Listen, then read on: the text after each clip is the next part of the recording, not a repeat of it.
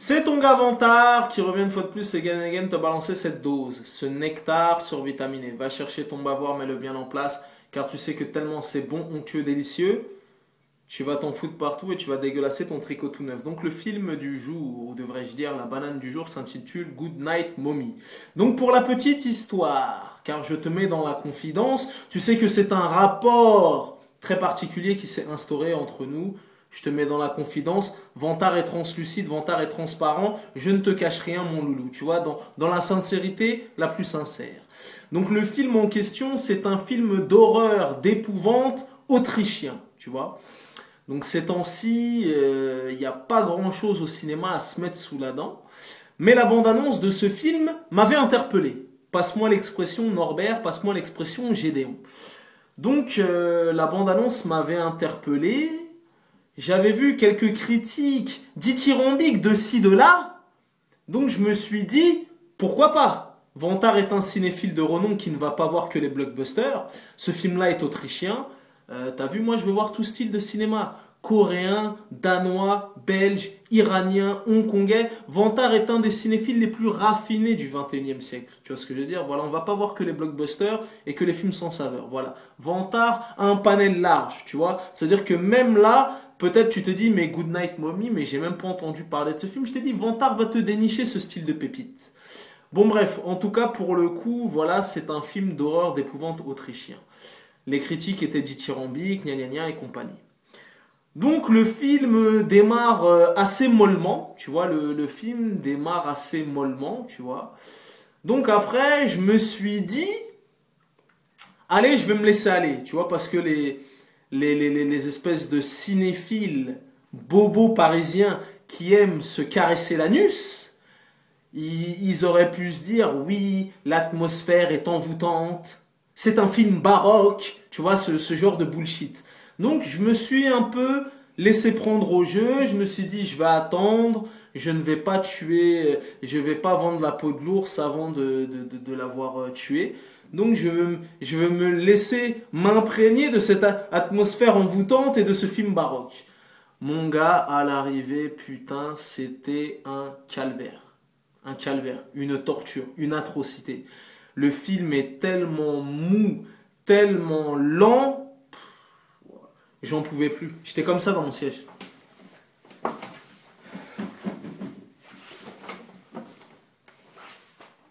J'en pouvais plus, je savais plus où me mettre. Pourtant, le film dure à peine 1h40.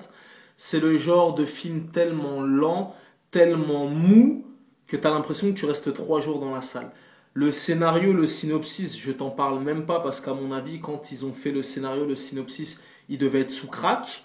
Voilà, pour moi, c'est le genre de style de film de bobo, de réalisateur écorché vif.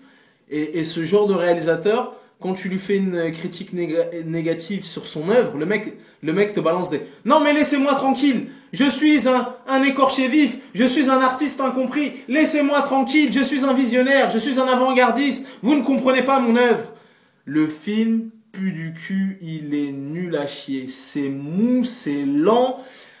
Il doit avoir allé trois petits trucs comme ça qui te réveillent de ton sommeil parce que quand tu regardes le film tu piques du nez et les 3 petits trucs où il y a une porte qui claque ou un truc comme ça, eh ben tu les as vus dans la bande-annonce. Nul à chier, sans intérêt, un scénario des plus loufoques. C'est-à-dire que même moi au bout d'un moment je rigolais limite tellement le gars, il est parti il s'est permis des libertés, t'as vu, je sais pas.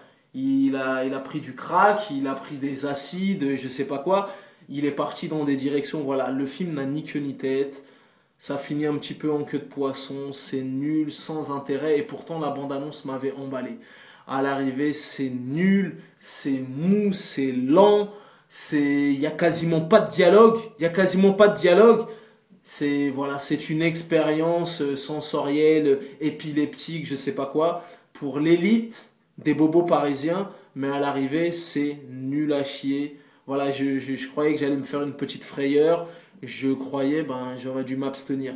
Et à l'heure où je te parle, le film est distribué, il me semble, dans toute la France ou dans toute l'Île-de-France, dans une seule salle. Donc il est sorti la semaine dernière, donc je sais pas si la semaine dernière il était un petit peu plus dans plus de salles. Là on en est à une semaine et demie, il est plus que dans une seule salle dans toute la France et dans toute l'île de France. Donc même ça déjà ça aurait dû me mettre la puce à l'oreille, mais à l'arrivée donc je t'ai dit d'une dégueulassitude, j'ai jamais vu ça. C'est voilà. J'avais envie de me lever, de déchirer l'écran, de tout casser dans la salle, tellement ce film m'a révolté, tellement il était nul. Voilà. Tu connais ce dicton légendaire, les goûts, les couleurs, ça ne se discute pas. Si t'as la vie de vantard, c'est toujours le bon. En tout cas, si tu vois ce film, s'il va passer même en streaming, ça vaut pas le coup. Même quand il passera dans 2 ans sur W9, ça vaut pas le coup. Il est nul à chier, sans intérêt, vide de sens. Je vous le déconseille. Tu connais ce dicton légendaire, les goûts, les couleurs, ça ne se discute pas. Si t'as la vie de vantard, c'est toujours le bon. En tout cas, good night, mommy. Il est nul à chier, il pue du cul.